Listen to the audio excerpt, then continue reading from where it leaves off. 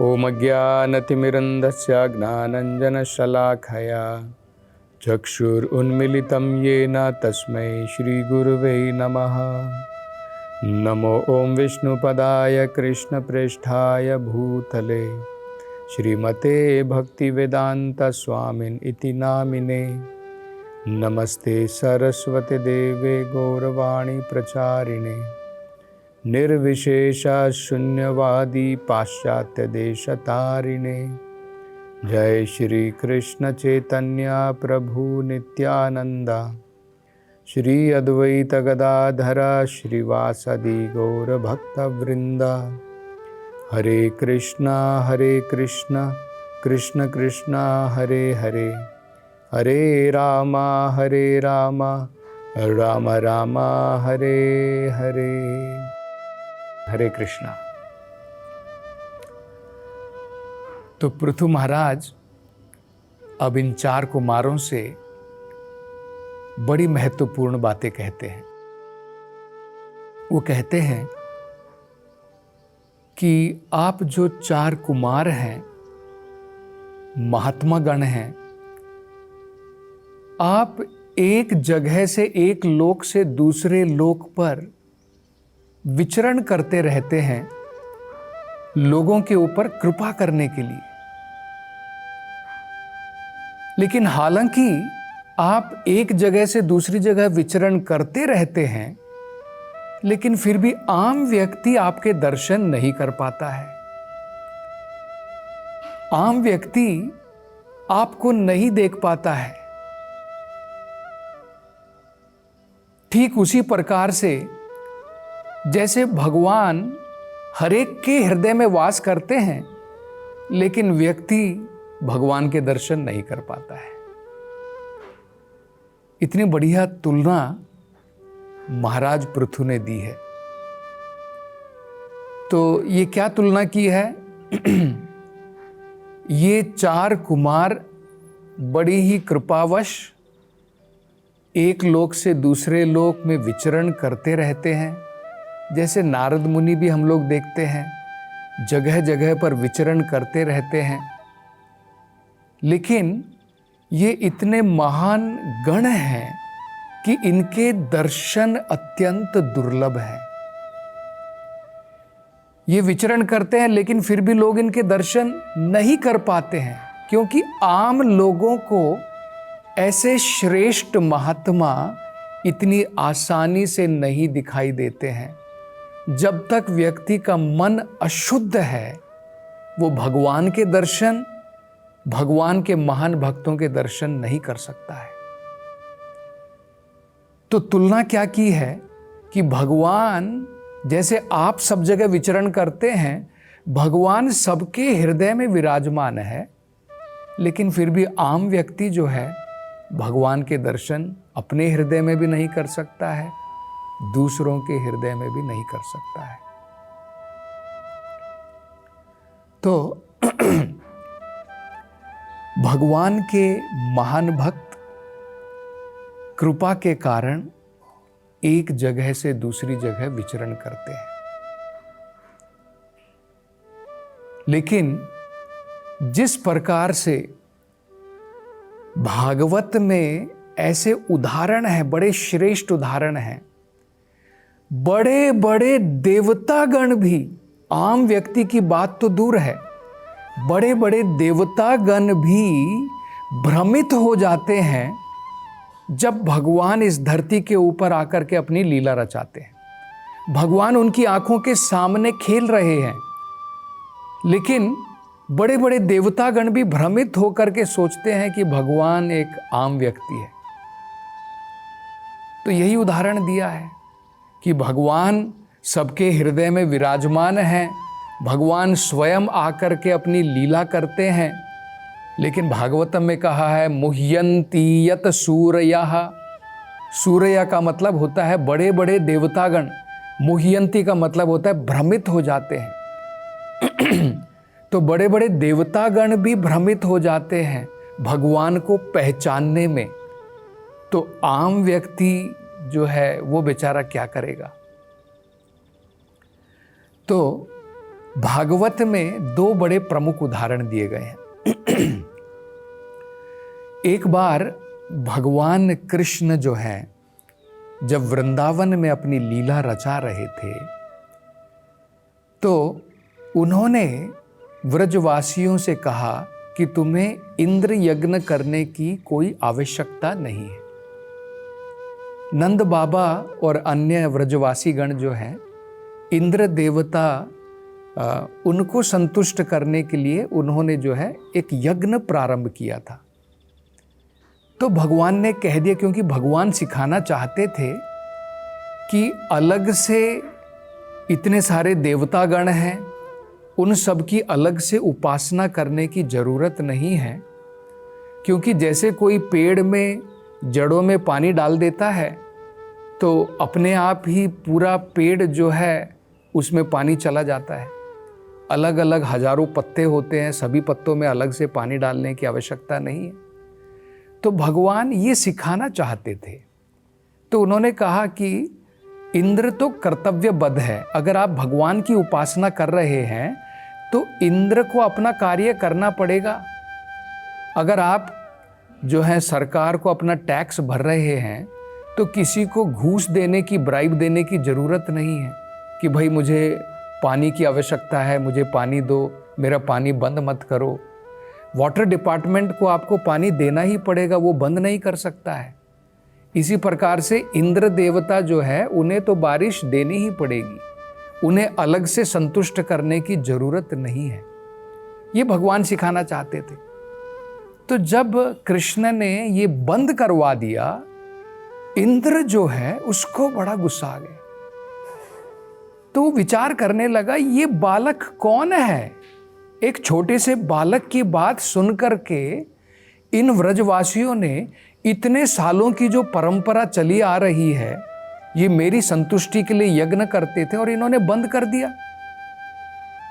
तो बड़े ही क्रोध में आकर के उसने संवर्तक बादलों को बुलाया कि इस छोटे बालक की वजह से इन्होंने ये किया है, अब इनको सजा भुगतनी पड़ेगी। तो 7 दिन लगातार घनघोर बारिश करवाई संवर्तक बादलों से। लेकिन भगवान जो है उन्होंने बड़ा महत्वपूर्ण पाठ इंद्र को पढ़ाया कि तुम अपनी सारी शक्ति का प्रयोग कर लो जो मेरे द्वारा ही दी गई है।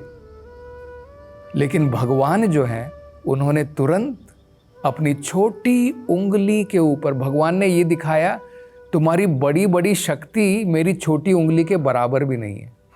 छोटी उंगली के ऊपर भगवान ने जो है गोवर्धन पर्वत को उठाया और इंद्र के मान को भंग किया, उसके गर्व को तोड़ दिया। तब इंद्र जो है दंडवत प्रणाम करके भगवान से क्षमा याचना करते हैं।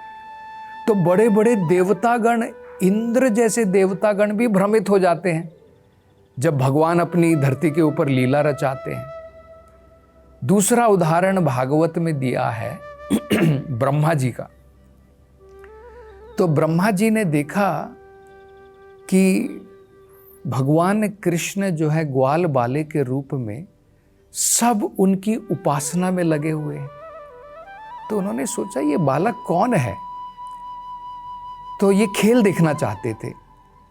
तो ब्रह्मा जी ने क्या किया, भगवान की सभी जो उनकी गाय के जो बछड़े वो चराने के लिए लेके जाते थे, उन सब को चुरा लिया।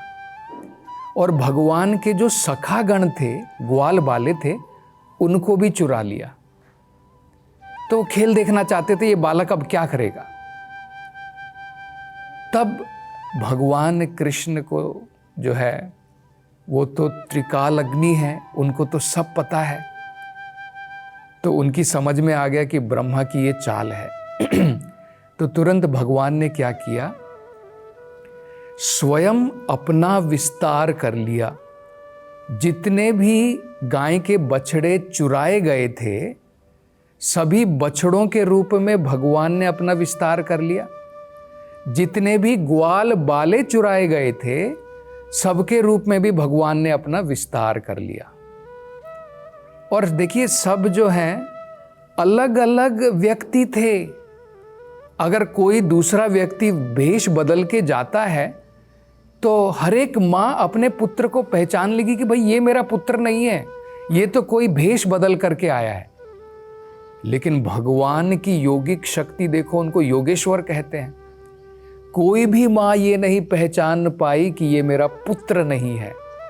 लेकिन एक चीज उनके मन के अंदर में एक आश्चर्य जरूर था कि पहले हम भगवान कृष्ण की तरफ ज्यादा आकर्षित थे अपनी संतानों की जगह में। गाय भी सोच रही है कि हम अपने बछड़ों से इतनी जो है आसक्त नहीं थी, हम भगवान कृष्ण की तरफ ज्यादा आसक्ति। सभी गोपियां भी सोच रही हैं कि हम अपनी संतानों की तरफ इतनी आकर्षित नहीं थी, भगवान कृष्ण की तरफ ज्यादा आकर्षित थी। लेकिन अब जो है वो अपने अपने पुत्रों की तरफ, गाय अपने बछड़ों की तरफ आकर्षित हो गई थी। क्यों? क्योंकि वो उनके पुत्र नहीं थे, स्वयं भगवान कृष्ण थे। लेकिन उनको पता भी नहीं चला कि ये उनकी संतान नहीं है, ये भगवान कृष्ण स्वयं है। तो बड़े बड़े देवतागण भी भ्रमित हो जाते। ये इसलिए उदाहरण यहाँ पर दिया गया है कि जब तक हमारी इंद्रियां शुद्ध नहीं है तो बड़े बड़े देवतागण भी भगवान को अपने हृदय में नहीं देख पाते हैं। भगवान धरती पर आते हैं, उनको नहीं पहचान पाते हैं। तो बड़ा भला आम व्यक्ति जो है, यहाँ तक कि महात्मागण एक जगह से दूसरी जगह विचरण करते रहते हैं, लेकिन मूर्ख व्यक्ति जो है फिर भी उनके दर्शन नहीं कर पाता है, दर्शन करके भी उनको नहीं पहचान पाता है। तो ये बड़ा महत्वपूर्ण है। और अब आगे एक बड़ा महत्वपूर्ण श्लोक वो बताते हैं, उसका हर एक शब्द बड़ा महत्वपूर्ण है, संस्कृत का श्लोक है, उसको हम समझने का प्रयास करेंगे। तो कहते हैं अधना अपीते धन्यः साधवो ग्रह मेधिनाम यत ग्रह ही अर्हा वर्य अंबु तृणभूमि ईश्वर अवरहा। वो क्या कह रहे हैं? वो कहते हैं अधना अपि ते धन्यः। एक व्यक्ति अधना, उसके पास में कोई धन नहीं है, मतलब दीन व्यक्ति है, गरीब व्यक्ति है। अपि ते धन्य, लेकिन वो भी बड़ा धन्य हो जाता है, वो भी बड़ा धन्य हो जाता है। कैसे धन्य हो जाता है? साधवो ग्रह मेधि नाम। अगर साधु महात्मा इनके घर में प्रवेश करते हैं, उनके चरण कमल अगर इनके घर में पड़ जाते हैं, तो जो व्यक्ति जिसके पास में धन भी नहीं है वो भी धन्य हो जाता है।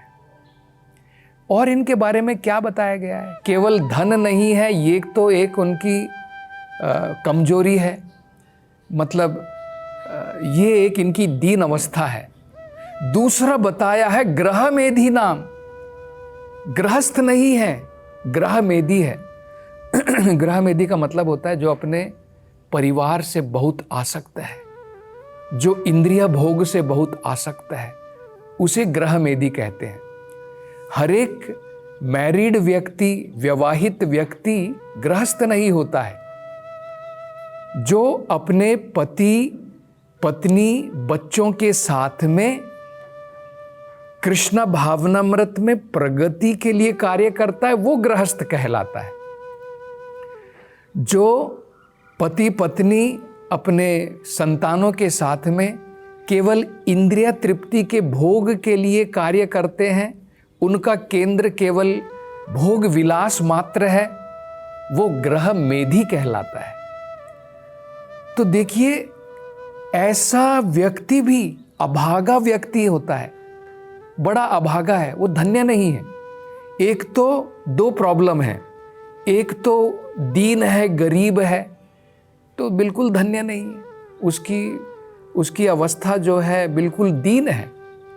दूसरा क्या है, वो स्पिरिचुअल लाइफ में भी एडवांस्ड नहीं है, मतलब आध्यात्मिक जीवन में भी उसने कोई प्रगति नहीं की है, बल्कि क्या है, इंद्रियों से आसक्त है। तो ऐसा उसके दो अभागेपन भी दूर हो जाते हैं, वो बिल्कुल धन्य हो जाता है। अगर ऐसे महात्मा गण जैसे 4 कुमार हैं उनके घर में प्रवेश कर ले। तो वही बता रहे पृथु महाराज, आपने मेरी सभा में यहाँ पर प्रवेश किया, मेरा स्थान धन्य हो गया है। तो आपके प्रवेश करने से तो दीन व्यक्ति और जो व्यक्ति ग्रह मेदी है, जो अपने परिवार से आसक्त है, उसके भी मुक्ति के द्वार खुल जाते हैं, वो भी धन्य हो जाता है। और क्या कह रहे हैं ये देखिए, यत ग्रह ही अर्हवर्या, जहां पर आप जैसे, वर्या का मतलब होता है महान व्यक्ति, महान व्यक्तियों में भी अति उत्तम महान व्यक्ति, जैसे असुर वर्या, असुरों में सबसे बड़ा, साधु वर्या, साधुओं में भी सबसे महान। तो आपके जैसे महान व्यक्ति अगर इनके यत ग्रह, इनके घर में प्रवेश करते हैं, और ये बड़े सौभाग्यशाली होते हैं अगर वो क्या करते हैं, अंबु, आपके चरण कमलों के लिए जो है पानी की व्यवस्था करते हैं, ताकि आपके चरण कमल, ऐसे महान व्यक्तियों के चरण कमल धोए जा सकें। अंबु, तृणा, कम से कम उनको बिठा करके एक आसन, तृण का मतलब होता है घास का आसन, उसके ऊपर बैठने के लिए जो है आपको आसन जो है प्रदान करता है। भूमि और अनेकों प्रकार के पदार्थों के द्वारा अगर आपकी उपासना करता है, ईश्वरा अवराहा, उस घर का मालिक और उस घर के जो नौकर चाकर हैं, जो आपकी सेवा में लगते हैं, सब धन्य हो जाते हैं। तो देखिए, ये हमारी वैदिक पद्धति है। इसलिए महात्मा गण को, जब महात्मा गण इधर उधर विचरण करते हैं, वो अपने लिए नहीं करते हैं, वो हमारी भलाई के लिए करते हैं। ऐसे महात्मा गण को अपने घर में बुला करके हमें धन्य होना चाहिए। कम से कम जो है उनके लिए कुछ तो मिनिमम व्यवस्था तो हमें करनी चाहिए, जो यहाँ पर बताई गई है। इसी श्लोक के बारे में और थोड़ी चर्चा हम अगली कथा में करेंगे। हरे कृष्णा।